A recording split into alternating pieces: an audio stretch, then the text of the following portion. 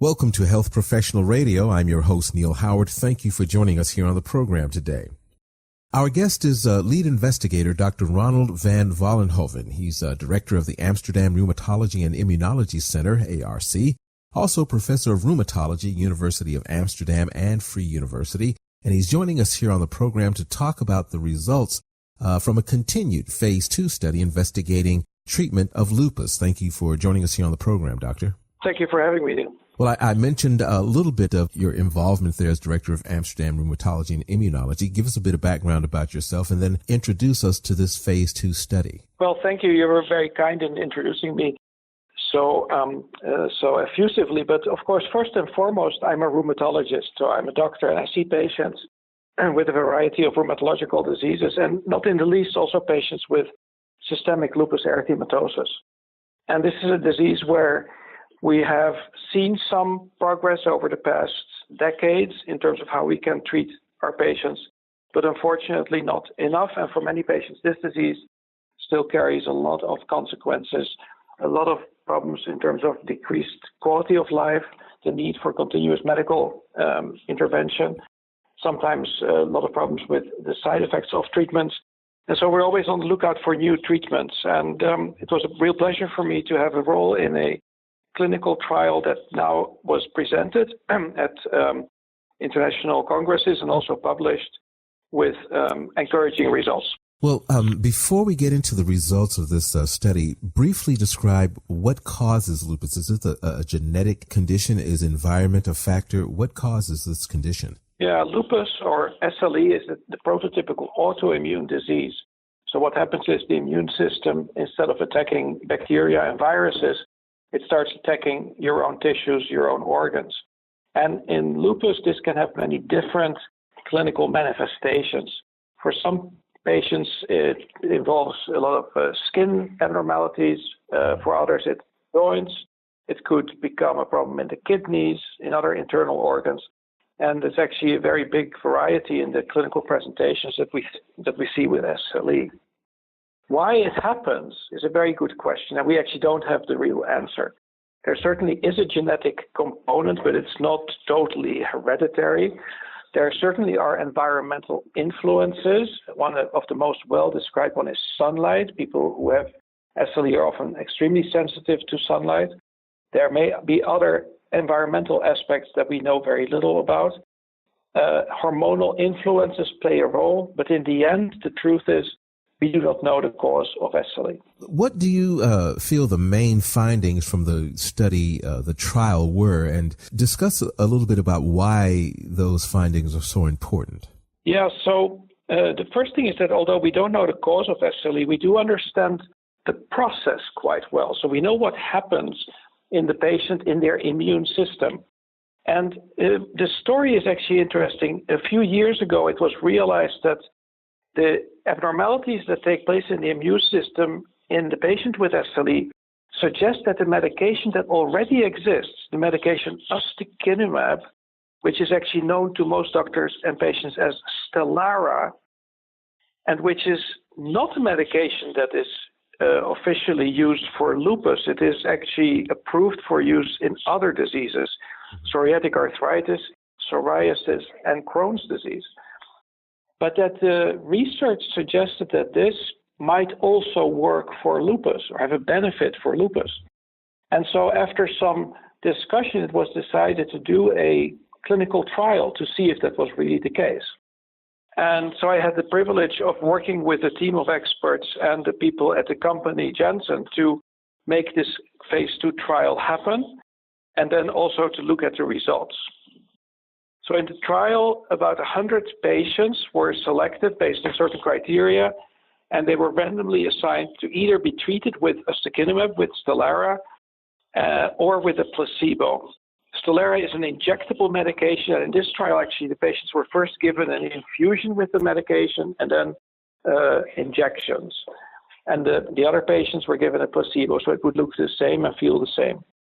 And after 24 weeks, the main result of the trial was that a substantially greater proportion of patients had achieved a meaningful improvement if they had been in the group that was in fact treated with the medication compared to those who were given the placebo. We thought that the result was impressive because the difference between the groups was actually in numerical terms quite big. So we are used to seeing in most clinical trials that, of course, there are some patients who improve on the placebo. That's called the placebo effect.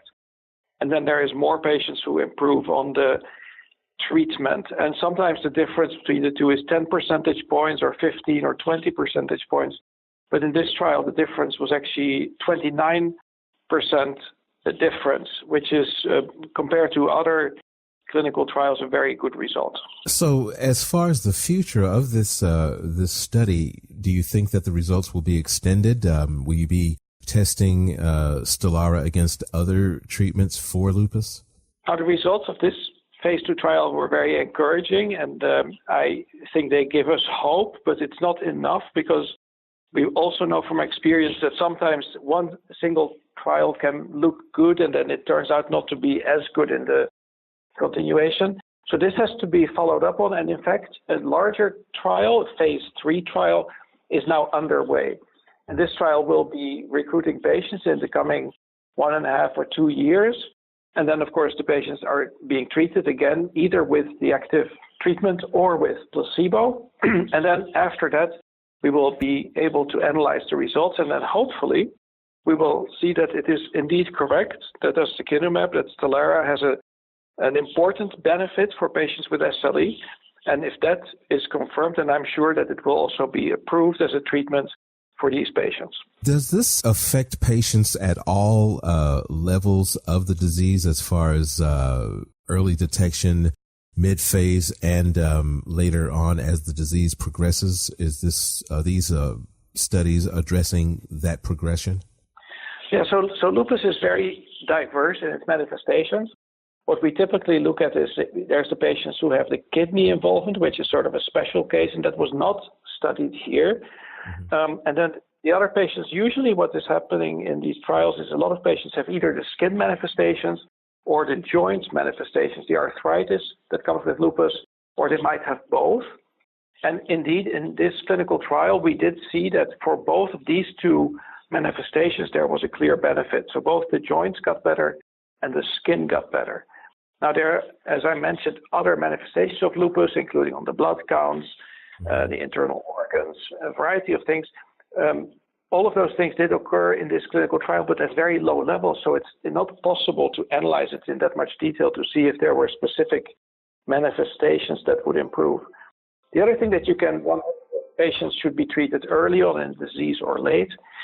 I think we typically feel that patients with autoimmune diseases shouldn't have to wait too long before getting treated. However, it's also reasonable to say that there are conventional medications that have been around for much longer, that should be tried first, and something new, including a biologic option like ustekinumab, STELARA, that would be something for the patient who has not responded to the existing alternatives. Where can our listeners go online and get some more information about STELARA and about this phase 2 study investigating, and possibly about the phase 3 trial that is currently underway? For the listener who is really into the science of it and the actual medical reporting, there is, of course, a publication in the British journal The Lancet, which is a very respected medical publication, but that's a technical report on this clinical trial. But that's where you can find all the figures and all the numbers. If you want the information a little bit more accessible and more easy to digest, there are many organizations that provide that kind of information. I would refer to the Lupus Foundation of America, which is a great organization, does a lot of work in trying to make information available for patients. There's also the Alliance for Lupus Research, and there are other organizations that can also definitely help people to get the information they want to have. Thank you so much for joining us on the program today, Dr. Van Vollenhoven. It's been a pleasure. Thank you very much. Thank you, too. Have a great day. You've been listening to Health Professional Radio. I'm your host, Neil Howard. Transcripts and audio of this program are available at hpr.fm and healthprofessionalradio.com.au. Thank you for listening to Health Professional Radio. We're very proud to be an independent broadcaster providing our content free of charge to you, the listener. One of the ways that we're able to remain free and independent is by having people like you become patrons. You can support Health Professional Radio simply by visiting hpr.fm and clicking the button that says Become a Patron. Your patronage of even just $1 a month lets us know that you're there, which in turn makes us more valuable to advertisers. And, of course, if you're able to afford more, then we would certainly appreciate the support. My name is Toby Longhurst from Health Professional Radio. Please visit hpr.fm, click the Become a Patron button, and support us if you can.